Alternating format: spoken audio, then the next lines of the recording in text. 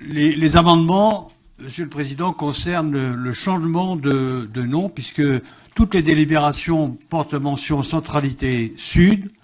Or, après beaucoup de concertations d'ailleurs, un bureau d'études, des consultations auprès des élus et des habitants, il semble que le projet de centralité sud, qui est un beau projet futur à venir et qui va se dérouler sur les prochaines années jusqu'en 2030 au moins, prenne le nom de Grand Alpe. Donc les amendements concernent cela. Donc vous m'excuserez si de temps en temps je fais des confusions entre centralité sud parce que jusqu'à maintenant toutes les discussions ont porté sur le projet centralité sud, et si de temps en temps je mets les précisions Grand Alpe. Donc ces trois délibérations concernent Grand Alpe. Et la première de ces délibérations et l'approbation des orientations du projet de territoire. Grand Alpe, c'est l'expression d'une volonté commune, d'un cadre de travail qui est partagé entre les communes, Grenoble, Échirolles et Binche, la métropole, le SMTC, et des partenariats privés et publics, ainsi qu'une très large concertation avec les habitants. Le nom de Grand Alpe donc a été choisi récemment par un comité de pilotage en date de septembre, ce qui explique que les délibérations, les projets de délibération, notamment celles qui ont été présentées en commission, ne portent pas ce nom-là. Et ce projet se propose de se réaliser au cours de 4 principes fondateurs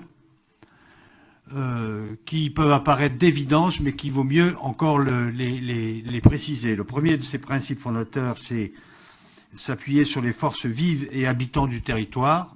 C'est le moins qu'on puisse faire quand même. Porter une ambition paysagère et environnementale forte en déclinant un concept de ville-parc.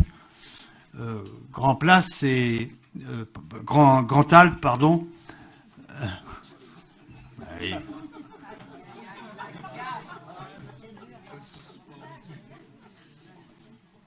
Grand Place fait partie de Grand Alpe. Allez, courage. Au bout d'un moment, on n'excuse plus. Ah ben, je peux le faire exprès aussi. Hein.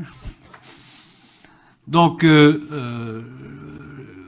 si on regarde le territoire de Grand Alpe, il est parsemé de grands espaces verts qu'il convient d'aménager ou en tout cas de mettre en valeur. Construire les bases d'une nouvelle attractivité par une programmation urbaine renouvelée et développer des partenariats entre le public et le privé. Voilà les 4 principes fondateurs qui amènent donc à une série de 5 volets principaux que je vais détailler. Enfin, il y a une délibération, entre autres, sur la question. Transformer le cours de l'Europe, qui est une armature de projet, en y aménageant un parc linéaire débouchant sur une grande place public, réinventé et requalifiant les friches urbaines et industrielles qui le bordent, et notamment la friche, l'ex-friche Alibert, et en requalifiant les pôles d'échange. Développer autour de la gare d'Échirolles, on parlera du projet Artélia, un véritable quartier à vivre connecté au quartier et pôle d'emploi environnant et disposant d'une desserte ferroviaire renforcée, en concrétisant le projet de RER métropolitain. Troisième grand volet, accompagner la métamorphose du quartier Alpexpo Innsbruck, Chanas, avec un centre des expositions et des congrès renouvelés, intégrés dans son environnement et connecté au réseau de transport.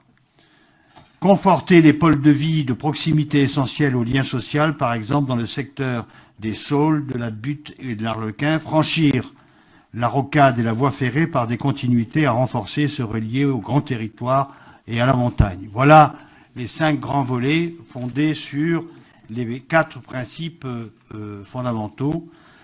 C'est l'objet de cette délibération vous demandant d'approuver les orientations d'un projet de territoire, le projet du territoire Grand Alpes.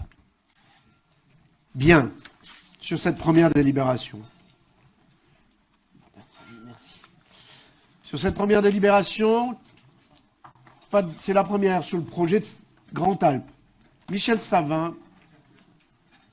Et la délibération avenant numéro 1, c'est ça? Non. Ah non. En fait, c'est l'approbation des orientations du projet de territoire sur la centralité sud, désormais appelée Grande Alpes. Moi, je préfère Grande Alpes. Mais ça, c'est mon côté... Oui, c'est mon côté Seigneur des Anneaux.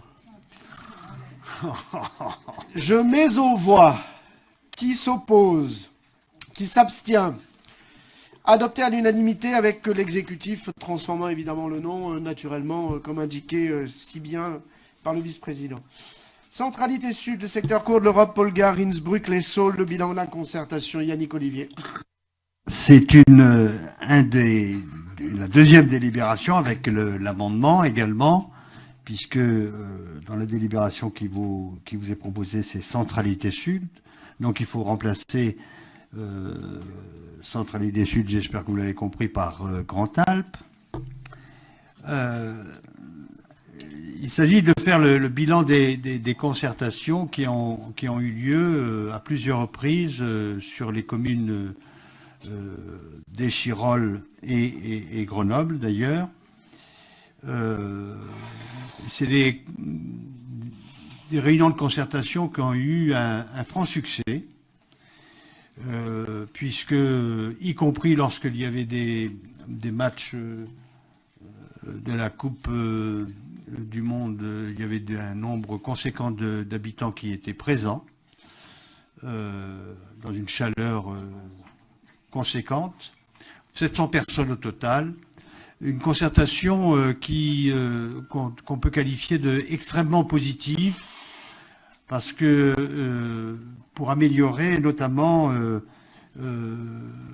la vie et le projet étant présenté comme une vision future de ce territoire dans les années à venir.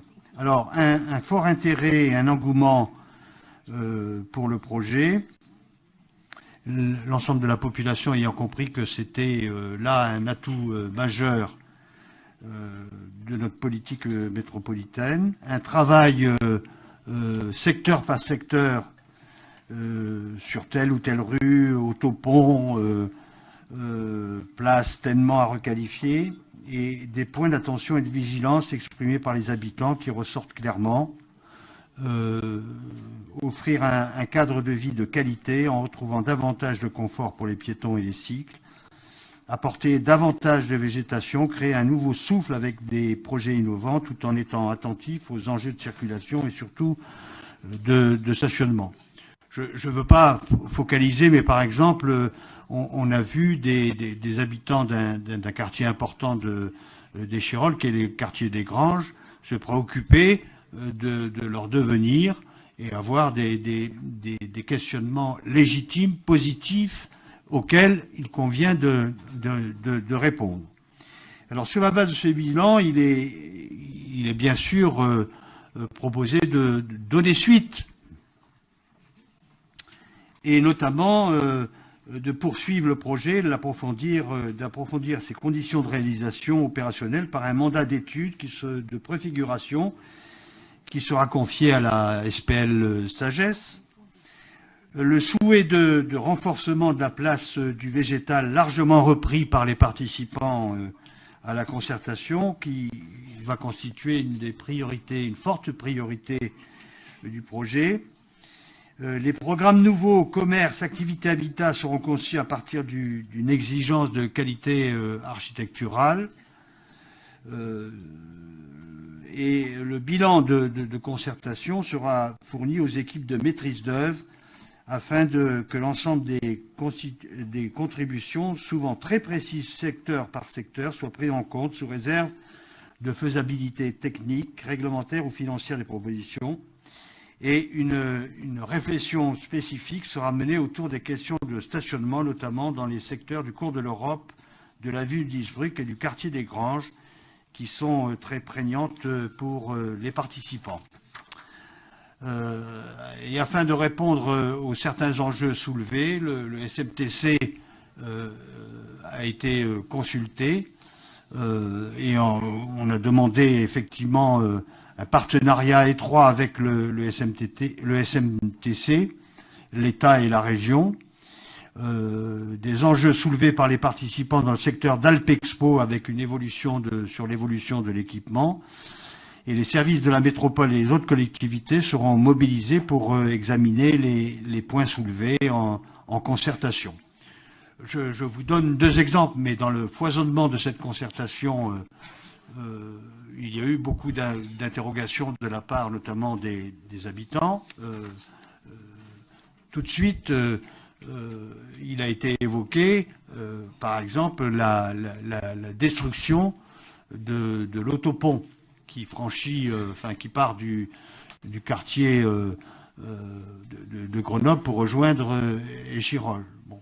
Et les habitants se sont dit, oui, mais vous détruisez cet autopont-là, qu'est-ce qui va se passer? Est-ce que dans l'opération, cette fois-ci, de l'aménagement de Carrefour avec les pierres, je parlais de partenariat public et privé, eh bien, en voilà un exemple.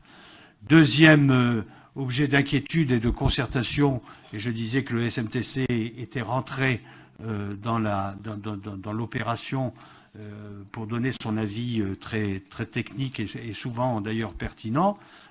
Il y a là un lieu d'échange avec une station tram qui souvent est problématique et pose problème. Donc on réfléchit et les habitants se sont posés un certain nombre de questions sur comment améliorer voire refaire ce lieu d'échange, ce pôle d'échange qui reçoit tram, car et qui est souvent un lieu parasitaire. Voilà, donc il vous est demandé d'approuver le bilan de la concertation qui s'est révélé extrêmement riche et de poursuivre effectivement l'évolution de ce projet.